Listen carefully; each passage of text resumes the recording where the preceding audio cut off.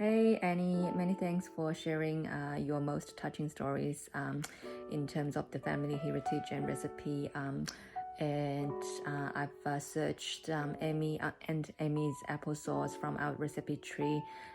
The recipe is very clearly written, and the video is so beautifully recorded by her daughter. That's your cousin, and I think the most touching bit is she's at the age of 89 when this was recorded, and she's giving her wisdom in terms of her real life tips on how to create the most beautiful applesauce. So I really love the nitty gritty details there it has rendered.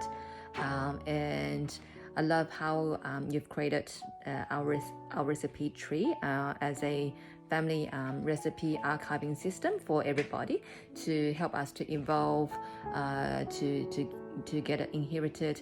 And also the most powerful way is you can actually not forgetting it, keep on updating, refresh, revamp the recipes, and then it becomes I think priceless inheritance to our next generations. And I love that even you can publish it through KDP. The platform is quite powerful, so I would engage everyone, especially when you have a strong family tie, everyone to get involved and then play around with our recipe tree, and then one day you probably will be able to publish your family recipe book on Kindle. How good is that? And next question is, in your opinion, how can we balance I think both health and also the recipe ingredients or the recipes to give it a modern twist, and let our next generations, like our kids, teens, young generations, to be able to play around with those recipes and have a good balance of both healthy diet and also a good look at the recipe from its originality. Hi, Jenny. I love this question about balancing traditional recipes and modern healthy twists. This is exactly what our recipe tree helps to do. Things evolve, hence the tree. Families grow, trees grow, recipes grow, they change. So we provide the opportunity to create a new version, to put notes in an older version, to put alternatives in the notes, to provide pictures. And as we learn things, this is the type of thing that we can use to adjust a recipe and to still maintain the heartfelt story behind it, but to share what we've learned, because we do learn, we do grow, we do understand. It's funny because years ago, when you think about it, my grandmother, for example, started using margarine in recipes. This is a million years ago, but she started using margarine in recipes as opposed to butter. And now I think the swing has gone the other way. We understand how healthy, beautiful, I'm a huge butter fan, butter can be as opposed to margarine.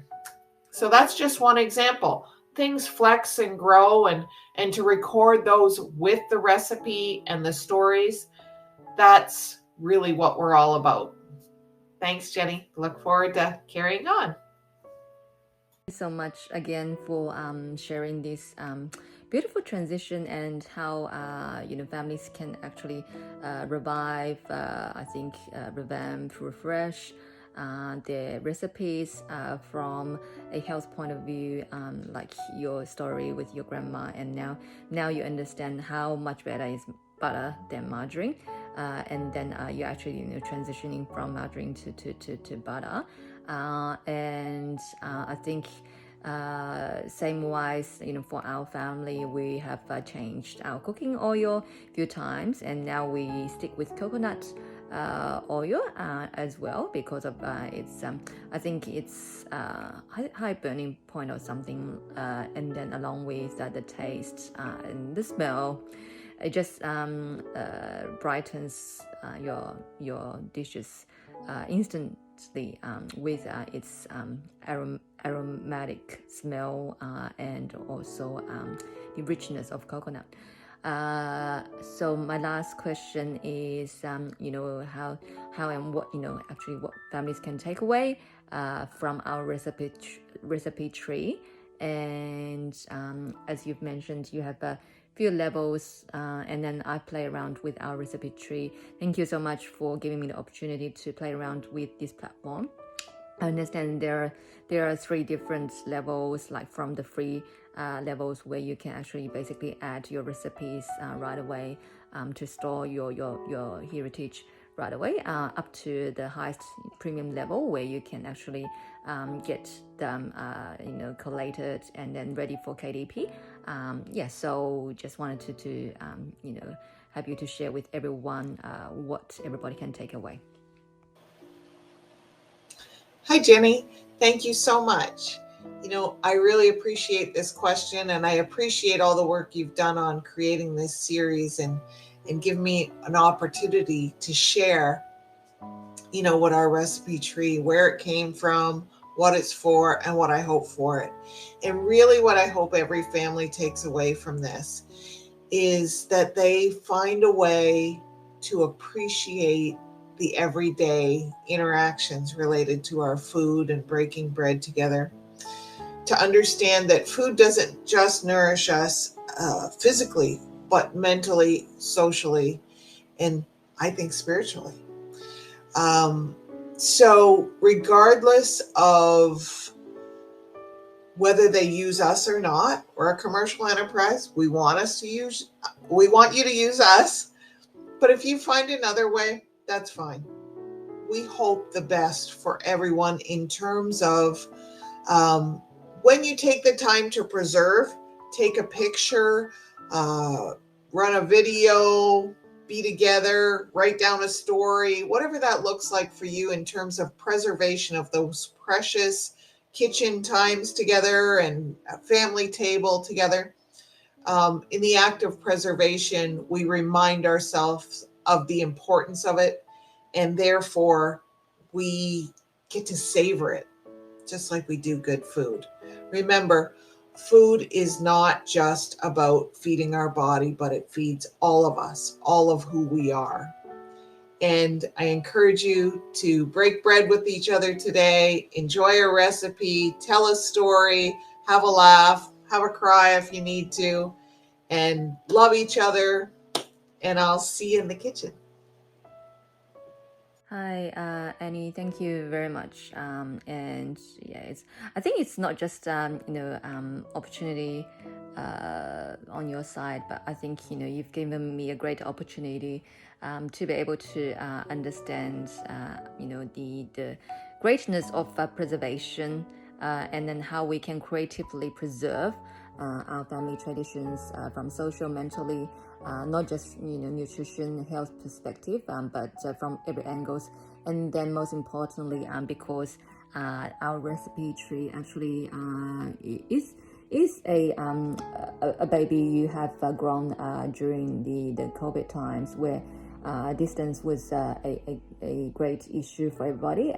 So it helps people to build this strong connection virtually as well, and then pass on, pretty much like a digital assets management or library for your family, but for the foods tradition, from that point of view, I really enjoyed it. And then I think we haven't seen that much powerful platform as yet as our recipe tree, where you can have